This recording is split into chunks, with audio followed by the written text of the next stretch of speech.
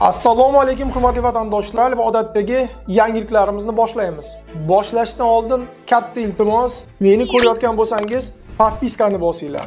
Podpiska bizning kanalimizga rivojlanishiga juda ham yordam beradi. Iltimos, shuni bosib qo'yinglar. Musofirdagi yurtdoshlar diqqatiga. Registratsiya, трудовой договор, продление документа, рассрочка va INN hujjatlarini qilish kerak bo'lsa, unda aynan bizning 6 yillik tajribaga ega o'z vatandoshlari uchun eng halol va ishonchli xizmatlar endi aynan siz uchun. Yuqoridagi xizmatlar sizga kerak bo'lsa, hoziroq bizning quyidagi raqamlarimizga qo'ng'iroq qiling. Diqqat, tezkor xabar. Rossiya Federatsiyasi prezidenti Vladimir Putin migrantlar uchun yangi qarorni imzoladi. Assalomu alaykum qadrli mehmon, videodan to'liq xabardor bo'lish uchun videoga like va podpiska tugmalarini bosib qo'ying. Putin migrantlarni ishdan bo'shatish asoslarini kengaytirdi. Rossiya prezidenti Vladimir Putin xorijiy ishchilar bilan mehnat shartnomasini bekor qilish asoslarini kengaytiruvchi qonunni imzoladi. Hujjat Rossiyaning rasmiy huquqiy axborot portalida e'lon qilindi. Endi ish beruvchilar mintaqaviy ish o'rinlari limitini oshirgan migrantlar bilan mehnat shartnomasini bekor qilish huquqiga ega bo'ladi. Ushbu hujjat bilan Rossiya Mehnat kodeksining 326-6-moddasiga o'zgartirishlar kiritilgan. Qonun 2026-yil 1-martdan kuchga kiradi. Tashabbus yangi odamlar fraksiyasiga mansub deputatlar tomonidan Davlat dumasiga kiritilgan.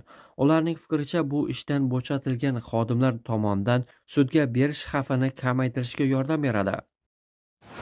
Rossiya hududida milliy haydovchilik guvohnomalaridan foydalanishning amaldagi tartibi o'zgarmoqda. Shu sababli O'zbekiston Respublikasining Rossiya Federatsiyasidagi elchixonasi ogohlantirish bilan chiqdi. Xorijiy haydovchilik guvohnomalarini tan olish bo'yicha Rossiya qonunchiligiga kiritilgan o'zgartirishlarga ko'ra, O'zbekiston Respublikasining amaldagi milliy haydovchilik guvohnomalari bilan Rossiya Federatsiyasi hududida transport vositalarini shaxsan boshqarish mumkin. Shu bilan birga Rossiya Federatsiyasi hududida kasbiy faoliyatini taksi, yuk tashish, yo'lovchi tashish va boshqalar amalga oshirish uchun Rossiya haydovchilik guvohnomasini olish zarur. Bu esa xorijiy haydovchilarni belgilangan tartibdan o'tishni talab qiladi. Sankt-Peterburgda migrant taksi haydovchilariga taqiq joriy etilgandan so'ng agregatorlar taxminan 58 ming nafar xorijiy haydovchi akkauntlarini blokladi. Bu haqda Sankt-Peterburg va Leningrad viloyati bo'yicha Davlat yo'l harakati inspeksiyasining 4-bo'limi boshlig'i o'rinbosari Pavel Pulyushkin xabar berdi. Uning so'zlariga ko'ra, politsiya 10-noyabr kuni ommaviy tekshiruvlarni boshlagan. Taqiqqa qaramay ba'zi xorijiy haydovchilar faoliyat yuritishda davom etmoqda. O'rtacha hisobda bir kechada 15-20 ta qoidabuzarlik aniqlanadi. Yandex Taksi kabi agregatorlar cheklov ish ruxsatnomasi asosida ishlaydigan xorijiy fuqarolarga nisbatan qo'llanilishini xabar qilishdi. Sankt-Peterburgda bunday haydovchilar umumiy sonning taxminan 12% tashkil etadi. Xizmatlarga ularni almashtirish uchun 3 oy vaqt berildi. Umuman olganda taqiq 4500 tagacha haydovchiga ta'sir qilishi mumkin. Qoidabuzarlar javobgarlikka tortilmoqda. Ularga nisbatan jarimalar va Rossiyadan deportatsiya qilinish qo'llanilishi mumkin. Akkauntlar bloklangandan so'ng shahardagi noqonuniy taksi bozori o'z ishini boshladi. Haydovchilar endi ilovalar orqali ishlay olmaydigan bo'lib, metro bekatlari, avtobus bekatlari va savdo markazlari yaqinida, asosan turar joy hududlarida xizmatlarni taklif qilmoqda.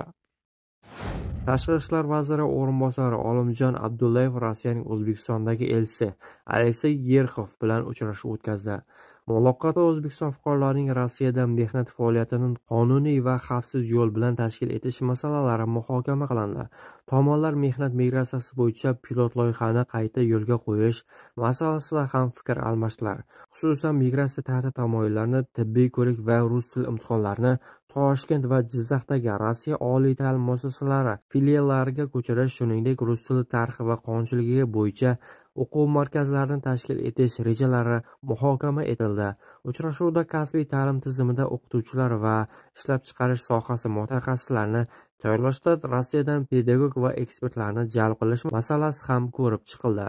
Muloqotda shuningdek, Rossiyadagi migratsiya nazorati va reydlar jarayonida O'zbekiston fuqarolari huquqlarining buzilmasligi va ularga nisbatan adolatli munosabatni ta'minlash zarurligi alohida ta'kidlandi. Tomonlar migratsiya sohasidagi dolzarb masalalarni tezkor hal qilish maqsadida ichki guruh doirasidagi muntazam uchrashuvlar o'tkazib borish haqida kelishib oldilar. Amina ilovasida yolg'on yashash manzilini taqdim etgan chet el fuqarosi Rossiyadan chiqarib yuborildi. Amina mobil ilovasida u yashash joyi sifatida davlat organi binolaridan birining manzilini ko'rsatgan edi. Ammo ushbu holat politsiya nazariga tushgan va tekshiruvda uning bu manzilda yashamasligi aniq bo'ldi va u Rossiyadan deportatsiya qilindi.